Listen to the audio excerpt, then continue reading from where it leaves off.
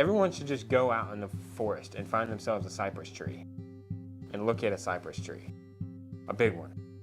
You know, it's a wonder. Tell me if I'm not making sound bites, because I know you don't want a whole damn story. You just want a bite.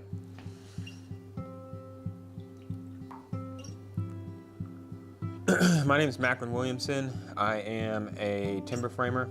We live on a farm here, and all of that informs what we do with our craft. Yeah, that's what I am. My name's Julian Williamson.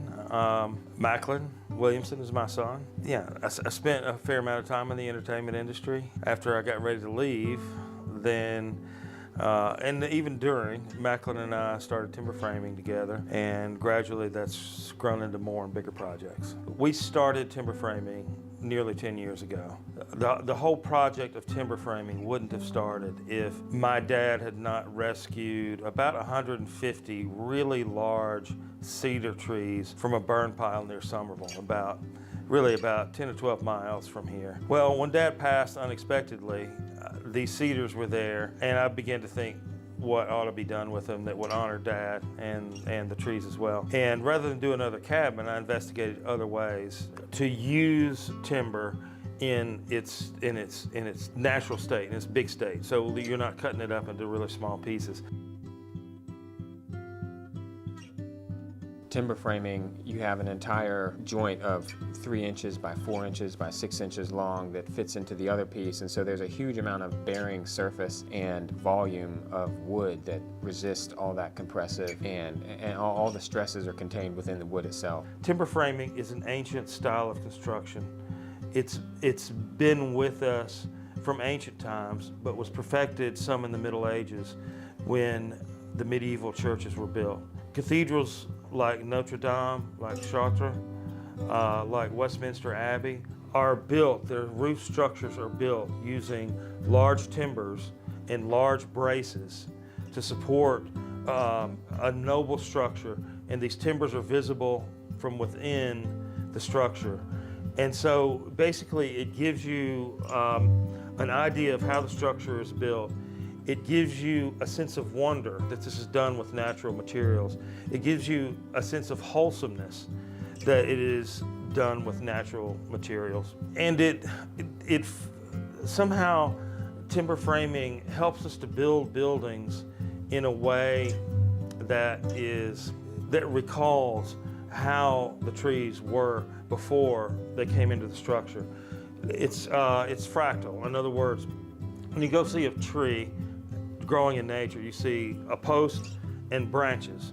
When you move it into a timber frame, you see a post and you see branches that come off in a similar fashion. So it reminds you of a forest in a way. In fact, the roof of Notre Dame, which was recently reconstructed with timber, the way it was done in the Middle Ages, is called the forest. When we design a timber frame, we keep 3 things in mind that might be our motto. 1, it has to be built for humans. First, it has to be a human scale, but also it has to be a place where people, not machines, are comfortable in. In other words, we generally don't like concrete slabs because they don't feel good to the feet. What we like is something that responds to humans. And so we design according to human dimensions. We look at the ratios of the human body, the hand, and try and find multiples of that feel warm to a human. Secondly, we want to have integrity with local materials. We believe that structures should look like they proceeded out of the region that they came from. If you use local materials, then you won't be in danger of the pride of trying to make yourself or the structure better than where it came from. So we like using cypress, we like using oak, we like using pine, we like using cedar. Materials that grow here where we're from, West Tennessee. The last thing I would say that would be a motto is we want our structures to be noble. They don't need to just be human-sized and appealing to humans. They don't just need to be honest with the materials. They also need to ennoble people by the way they're made, by the things they're made of, and how we treat them, and by the way they present themselves to others. We're not trying to impart our will only on the material. We're allowing the material to speak for itself.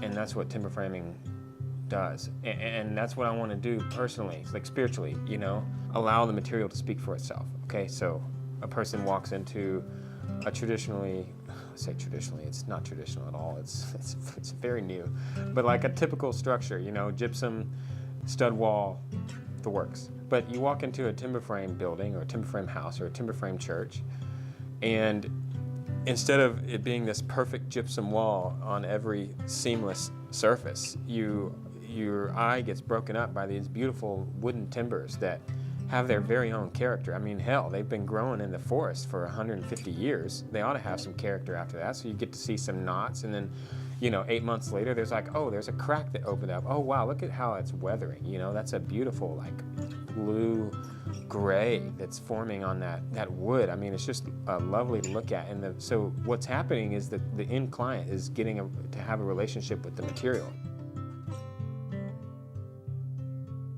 We hand raise all of our structures using a pair of shear legs and block and tackle and 3/4 inch rope and 3x2 shivs that give us 5-to-1 purchase power. It's just an amazing experience, because what happens is 8 or 9 guys get on the end of a rope and they just pull with everything they got. You know, it becomes guttural and physical. It becomes extremely real when you're pulling on the rope and you realize, I'm gonna have to put some more ass behind this or this structure is not gonna come up. There's only one way to do it. You gotta pull the fucking rope, and then up comes 8 or 9 pieces of wood all at once, and it's set in its place. I love to see a bunch of men come together, women too, and raise a structure. It builds something.